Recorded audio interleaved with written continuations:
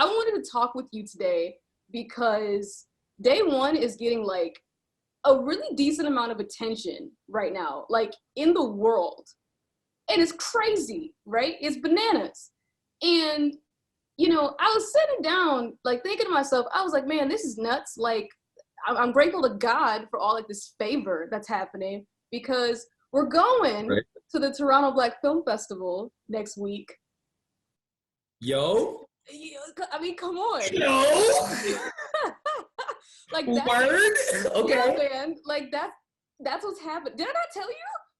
I mean, like, there was a lot going on. Like, I know you mentioned, like, we're getting play in Seoul. We're getting play in Japan. Yep. Like, I know the ball of momentum is picking up, and I was kind of surprised about it. Yeah, Yeah, it's happening. Seoul, Japan, recently, Rome, finalist in Rome. Okay. Finalist in Seoul, just got into Germany, finalist in Germany, and now we're going to Toronto. And so, I was like, this film is making its way around the world, and like, people know me by now, and people know us as our characters, but like, nobody knows you, man. Like, nobody has gotten to see Aristotle. So I'm just like, I need to sit down and talk with you, man. I had to. You said it, right? You said you just, okay, this scares me because you just saw the film like 2 weeks ago. And now I need to know what your thoughts were. I mean, okay, so the reason I was hesitating on watching the film is because whenever I like do recorded film work, because I typically do stage work. I very rarely do film. Right. So whenever I do recorded film work, I always kind of like stress and agonize over like, okay, well, how did I handle this execution? Or like, what was this choice I was making? How do I feel about that? So prime example, one of the moments that I was like, okay, here's a choice I'm gonna make, and I hope it goes over well. Like during the studio shoot scene when we were playing trash get ball, like the intentional choice to just reach my hand out and drop was done because I was aware the camera is as close to me as where this trash can is. Mm-hmm. And physically speaking, it'd be very unlikely for me to miss this shot sincerely. Exactly. So let's make a choice. And I was kind of hoping that like the camera didn't catch the confusion in my face. Mm. So it was a lot of thinking about that. So really, I was just nervous about execution because seeing this and seeing like the dedication you were putting into it, I was like, okay, this is somebody else's baby. Let us not leave them in the bathtub. Thank you. I tried. So when I actually did like sit down and watch it, like I was impressed at how well and competent your team managed to make me look in this. Like I was impressed at like these moments. Don't get me wrong, I was there, and I did a couple things, made some faces, had some tones, Listen. Do a little quip, but it really did come down to direction and production. It was, the story in and of itself was strong, so I was confident it was gonna go far. I was just more so worried about like, okay, my contribution to this, I hope it didn't detriment it. And I feel like we had a good chemistry between set, crew, cast. I feel like the execution was strong. I watched it with my parents because what they say. My mom had been dying to watch it. Yeah. Okay, my prime example of what they say, because I can't explain the feeling, but like I feel like Okay. Stop. What? Stop. Yeah. Okay. Go ahead, boy. That's what I'm talking about, Smoke. That's what. Come here. And then just like a solid fist to the chest, like a whole, just that one, just right here. And I had to. That's that good dad love right there. Yeah. Like you ever been struck with love in his heart? It's a confusing feeling. It's like I can't breathe for multiple reasons. I love you too. Right. Yo, okay, listen. Let me say this. You were the best scene partner I could have literally ever asked for. I loved having you on set. You were phenomenal, a total professional. You made me feel comfortable, and I don't mean this as a pun, but you literally made me feel comfortable from day one, from jump. I was like, yeah, this is gonna be good.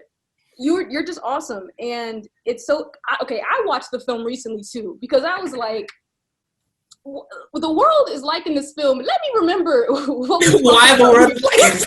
what's going on. And man, I watched it again today as well, and I was just very surprised by both of us because my head was all over the place. Like, I don't know if I looked calm and collected, but yo, I was so stressed. I was trying to keep up with you first and foremost. And then, so I'm sitting here and I'm watching this film and I'm looking at how I'm finally seeing us for like the characters. Cause I'm like, man, these kids are mad young with this really heavy situation that they have to go through with. And then, there was a line that you said towards the end that hit me so hard. I was like, no, he didn't just deliver it like that. It was, I think it was just when you were saying that whether we have a boy or a girl, we're gonna love them equally. And I was like, oh, he hit me right there. Just, you did so great, man. You did so well. I think, first of all, like, I have a theater background. Like, dude, I think all the accolades go to you because you weren't just keeping up with me. You were like exceeding me. Like, I had to match your energy and your like presentness and awareness. And because like we're friends, our families are mutual friends. We've hung out before because we have like that natural rapport. It's like, yeah, we laugh, we joke, we have a good time, but when it's time for business, it's time for business. Yep. And that allowed us, that mutual tackling goal allowed us not only like grow, but it allowed us to play off of each other really naturally. Yep. So like, I remember that whole last scene. Like, we're sitting back to back against that trifecta. People are loving that, by the way. They're like, what is that? What's going on? Is that a split screen? Like, it's a painting. It's a studio. It's a studio on a hinge. It's okay. I love it. We're safe. We're safe. They think it's cool. Yeah. Side note to my side note, like, that entire area was so safe for me to be in because I love art. I went into graphic design because I love art and I love practical design the most. So like being in set scene studio shop for this, I was like, yo, it started to put me in a mind state of like, this is real. Like, having a conversation like this can happen anywhere in any place. Typically when I think of this place, it's very light and warm and sacred. So to be having this kind of conversation and supposing that I did do these actions, this would be heavy and not quite somber, but tense. It's like we're on edge. I knew I'd find you here because this place brings you comfort. Right. And we need to talk about this. So I'm aware I'm disturbing your comfort further. Right. How do I best broach this subject correctly? Like, I need to make amends. And I also have to like give the character this depth of, she could say no. And I need to be okay with that. She could want to be done, and I have to be okay with that. Right. So like, that's a weird headspace to be in, and having a good scene partner really makes that more real. Mainly because if you start to imagine this person is harmed, or like, hey, I messed up real bad, and a sorry might not be enough to bring it back, broaching that conversation can be difficult. And that's why I think like that last scene was as good as it was, because we went through those emotions. You were mad, you were standoffish, and like, girl, there were some times where you was like, what are you doing here? And I was like, yo, all right, listen, I got my passport and everything just for this. Like, I don't live here. You know why I'm here. Like, it was like one of those like, like that. Like, I definitely don't want you to sell yourself short. Like, you did phenomenal work, and I couldn't have asked for a better director, producer, or team partner. Like, that was great. Thank you. Well, let's talk about this full thing real quick, right? Because in 2018, we did like an original version of this movie, right? Let's go like back to the archives for a second, right? Oh, man. So like that was crazy because I had a completely different idea set up for what that film was going to be, and it was essentially just going to be like the last scene of day one, a lot different though. And so, you know, we got there, we shot it, it didn't work out, and eventually we did day one. And so I think you came over like 3 more times, and altogether shooting day one took maybe like 6 days, right? Yeah, about 5 or 6 days. Yeah, and which, again, kudos to you and your family, because I was like, this man out here hopping across the border, coming to shoot a little movie, like, thank goodness. I appreciate it, you know? But what I wanted to mention was that I think the crazy part to me, I don't know if you know this, I don't know if I mentioned it, I probably did, is that in 2018, when I was still trying to do casting in Windsor, literally, I could not find a Black woman or a Black man in Detroit, in Windsor. I tried to do some stuff in Toronto. I could not find anybody to play these characters.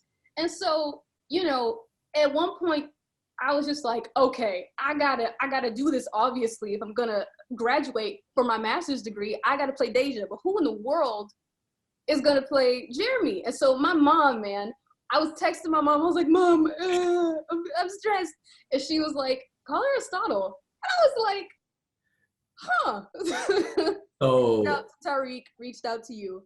And So sidebar to like the flip side of that. okay. I was in school and I had just finished doing, so I was like, I took a break from like acting to focus on like studies. While I was at school, in order to complete a credit, I needed to take like an extracurricular course, and theater was offered as one. So I went in for an audition and I got cast, which was not supposed to happen. Like people outside of the theater department aren't supposed to get roles in shows. So I had started like making rounds on the circuits again. So I was looking for like stuff to do, stuff to like portray. I fell in the conversation with Tariq over his house, and I think your mom was there. Oh, okay. Like, and I think she like heard me talking about it, or like we fell in the conversation about it. It's like, you know, Xavier's doing film up at school. I'm like, oh, that's cool. If she ever needs anything, just like shout me out. And then like 13 days later, like not a full 2 weeks, but like really close to that, Tariq messages everybody in the group chat like, hey, if anybody like knows any male actors between these ages, like come through. To which I responded, hello. I know I haven't been here in months. I know I haven't been in the group chat since 2015, but what's popping? Right. Where are you? You want my shot? Which, left side, right side? How do you? Like it was really like serendipitous. Like it was such a like, Xavier. I haven't seen Xavier since Infinity. No, not even Infinity Wars. Which Civil War was it? Was it Civil War or Black Panther since the last time? Like the last time you saw a movie with Squad was the last time I saw you before this. That's crazy. It is crazy. I know it had been a very long time. It really had. But yo, I was like, okay, Aristotle. So I was so shocked when you said yes so freaking quickly. I was like, oh, that's okay, we can actually have a shoot. So what I really liked even more is that, like, I think we had the shoot like 3 days later, right? The first like set of shoots. And we've been talking, and you were mentioning to me that you and your girlfriend had gone over the scene together. And I love that, because you were like, no, this could really happen. So what were like your initial thoughts when you saw the script? What were you thinking? Initial thoughts when I saw the script was, this is really heavy. I've never like, usually when I'm cast, I'm not cast as like a character with morals or scrupulous morals. So I can usually just play a caricature and tweak and polish that until it feels real enough for you to get viscerally angry, but not so like disgusted where you're like, this is a cartoon villain. So usually I'm like not having to deal with like the aftermath or the morality. It's not something so tangible to me yet. When I was first reading it, it was poignant and it was heavy because both characters came off as responsible but confused. And I get it. Like, I get it. The world doesn't come with instructions and Google don't help all the time. Right. So I remember like reading it and I'm like, yo, okay, this is how I would respond. I don't know how this character would respond. And then like the more I started to read Jeremy, I'm like, okay, so he's making Star Wars references. So it's me. Wait. I feel personally attacked. It's me. It was me. It was me the whole time. Yeah. This is the prior, like first script. There is no Star Wars in this day one. Yeah. So no, he made some sort of joke. It was like a very deep, in-cut, fourth wall break joke. He made a joke. He did. And when he said it, it was like, are you serious right now? Yeah. You're corny. You're so corny. But like, I get it because I use humor to cope when I'm nervous and I ramble when I'm scared. Yeah. So I saw the humanness of this young man. And this young man is trying to do what he needs to do. And I could see the humanness of this young woman who is understandably hurt and frightened by what this young man is doing, right? And I saw the interplay of like how things were happening. And it seemed very real. And I didn't feel comfortable having that dialogue by myself, mainly because a lot of it was a woman's experience. Yeah. Okay. So it was difficult for me as a man to find my place to best help speak to that, if that makes sense. It's like, okay, I'm getting a feel for what this character is, but what this character wants is to hear the experience this female is having and be as supportive and present as possible. Yeah. So I had to bring my girlfriend in, mainly because one, she is also an actress, and two, she gets it and she speaks to these experiences better than me. Like, and shout out Kayla, loving my life. And she's such a sweetheart. Yeah. When I was originally making this idea, it came from a short story that I wrote, and it was based on this young Black man who can't sleep, and he's dealing with this idea. Well, you come to understand that he's trying to figure out the fact that he really is about to be a father. So ideas of Black fatherhood have like been in my mind, I think, apparently since like 2017. And so when I first wrote this, like an initial version of the script, it really was more so based on the male character. And then I was like, you know what? We need to still have a conversation between this girlfriend and this boyfriend, but I wanted to make sure I gave this male, Jeremy, space to like grow as a person over time. Like I wanted to make a good Black man. Like that's it. I wanted him to be someone who had faults and who makes mistakes and who messes up a few times, but like he understands the heaviness of the situation. But first and foremost, he loves his girlfriend, and that is how he moves. And like, and eventually, that's also how Dasia moves. It's I'm a woman, so that's, of course, I'm gonna move from that perspective first. But I hope that when people see this film, they see how good of a guy Jeremy is. And I think he plays very well. Yeah, I think the character that you built for this is very realistic. He's very toothsome, meaning like I never felt Jeremy to be fake. I felt like I met Jeremy, or like I went to high school with Jeremy, or like Jeremy helped me move my couch. Like at one point, like he seems like a good dude, kind of weird, kind of goofy, but like mentally present enough to know what tone he needs to be setting and when. Yeah. Seems like the character that you built there was spot on. It's very strong. Again, like I feel like you wrote a good male character because I felt personally attacked by Jeremy. I felt like it was me the whole time, and I didn't like that. Which I kind of love that, to be totally honest, and to be also very real. It's crazy because I had so much I was thinking about that I'm really so grateful that people are seeing my performance and like it, because I was like, yo, are these lights bright? Sound, are we good? Script, how we doing? Like I was all over the place, and I partially felt very bad because I didn't feel like I was as present as I could have been with like the rest of the crew. I don't know if you saw something different, but I was out here like, all I can do is focus on this script. that was the only thing I would like to do better for next time, is be more present. Maybe that's an internal thing. From my side, like outside looking in, it looked like you were Superwoman. You were handling everything. Thank God. Right? And like you were bouncing and delegating correctly, but you were still taking moments to, like, one, engage with your crew, and two, engage with me about the business. Like you were not just on top of the work, you weren't letting the work stress you to the point of stepping outside of your frame. Like, I could tell how much it was. So I had to, like, I respected the process. So it was like, okay, this is Xavier, this is friend Xavier. We're just laughing and joking. Okay, now this is director Xavier. Director Xavier told me I need to go do this. I need to go put this shirt on. Okay, now this is producer Xavier. He wants to stand over here. Get that? Like, so it was a lot of ripping and running, but I never felt like the balance wasn't there. And I never felt like you weren't engaged currently and wholly in what you were doing. But I do see what you mean. Like, sometimes it can seem like you're not pouring enough into this one aspect, especially when you're doing 4 at a time. I just think that if you're feeling like that and you're still able to deliver this kind of caliber of performance, girl, I'm scared of you. Listen, I'm scared of you. Yeah, I can't. I got to focus on one thing at a time.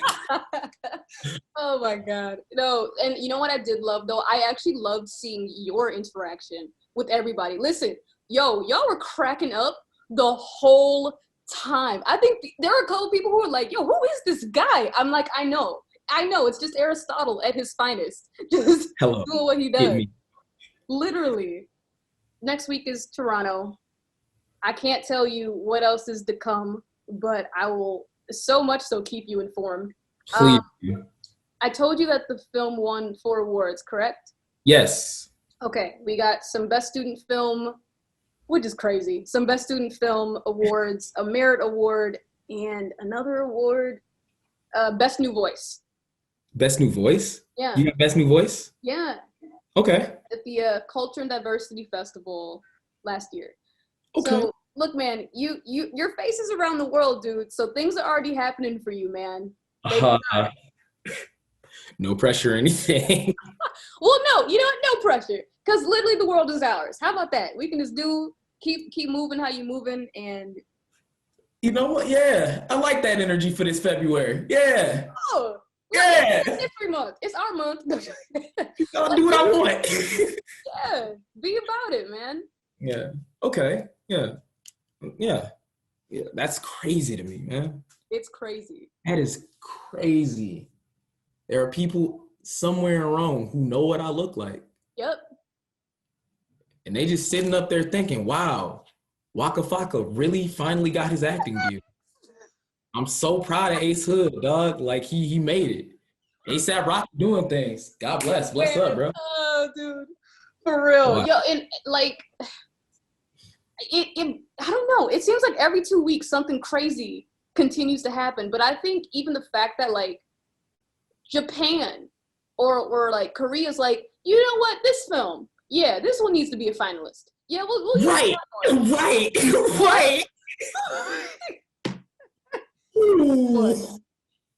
Man, I'm not gonna lie. When I heard about that Japan one, a special place in my little weeb heart just lit up. Yep. I was like, you're right. You right. You're right. It's truly me. Accept me, please. Yep. Yeah, I don't know. That one took me out for a while.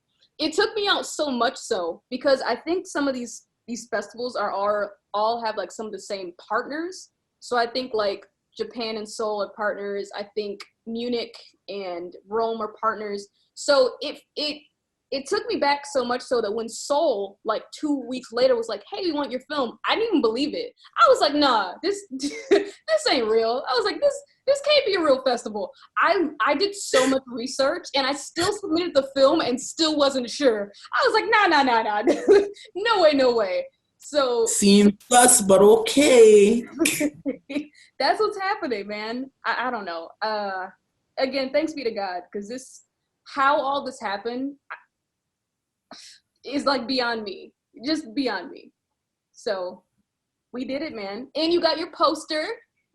Dude, yes. Yes. I am waiting to frame that. That is going in. I told you I just built my studio. Like that's going in like this wall right above the printing press. Yeah. Just like I carved out the space for it Yeah. to go right there. Like that's gonna be the first thing I get framed in Yeah. 2021. That's gotta happen. Like that. Oh, that's such a good. It's a great shot. The Literally. back to back against the paint, and just to look at like I was like she's giving me Dawson's Creek, she's giving me 90210, Facts. Straight facts. she's giving me the Magic School Bus, but it's Miss Frizzle dressed just on a piece of wood. Can I say that? I'm gonna say Come that. on. Come on. Like I loved it. It was great. Yo, listen, shout out to our team. Shout out to Rachel McEwen who took the photo, JD Oppen who did our sound design and made that poster. I was like, my boy JD, he's such a wonderful man. Like he did again the sound design, but he's just crazy talented. I mean, I wanted to shout out everybody real quick. Like David Bergeron did the music, everybody on the crew. David Court, who even let us use the studio space, the painting space. Man, David is a real one. I was like, I emailed this dude. I was like, hey, we have a movie and we need a space. And he was like, are you sure you want this one? We walked through that whole thing. He was like, are you sure? I was like, no, this is perfect. This is perfect. We'll make it work. This is great. It's great. Leave it. Okay. Yo, shout out to David and Jude Abu Zaina. Listen, we were at Jude's house. We filmed at Jude's house twice, okay? Yeah. As you know. Yeah. Let's talk about the fact that the second time we were at Jude's house, right? Your parents came, okay? Yeah. This is gonna go down in my mind forever. Like, I'm not gonna forget this because I love it. Again, I love your parents. They came and brought you over multiple times. And so we're at Jude's house, we're in a home, we may as well be comfortable, right? Your parents, Jude is like, hey, come on in, enjoy. Your parents sit down on the couch and watch TV and eat pizza with Jude while we're filming. And I love it. I love it. I was like, this is a family, man. They just be chilling. Just a them moment. Yeah, you know, for sure. Like For sure. I'm here. I'm doing my own thing. They're sitting in this house. My dad's just like, well, it's warm. It's a couch, and I see Netflix. Yeah. We gonna put on a Ted Bundy stories, and we just gonna keep it going. True. Made some coffee. True. Like, I'm in the other room cracking jokes. My dad is cracking jokes right above me. And I'm just like, see, this is why why can't you let me have this? Let me have my moment. Yeah. My moment. They're so beautiful. Like literally they are auntie and uncle to me. Like I just love you all. And I love the fact that I got to work with people who feel like family. And so you guys literally set a precedent. Like I want. You are family. Like, I know. You my cousin. Stop it. I know. No, I know. But also, like, with whatever else I do, like, I have that experience now. So I don't want nothing but family whenever we do work. Like, we professional, but we can also be cool and show love. That's what I want. And that's what I hope for. Yeah. So thank you for that. Anytime. Always good to talk to you. Thank you for all that you're doing, man. We gonna see how much day one can blow up. I guess. Yo, man, let's get this bread. Let's worry about this bag. Yo, what? The time is now. Time is now, yes. So tune into the Toronto Black Film Festival next week, Canada's biggest Black film festival. We made it. So there are 154 films playing. They look fantastic. If you haven't looked yet, dude, they look freaking fantastic. I was like, how do we do this? So go ahead and check it out, family. We up here with the big boys? Yeah, yes. Yo. Okay. Like, before I was excited, now I'm hype. All right, y'all, we're going to sign off, okay? Thank you for watching, y'all. Bye.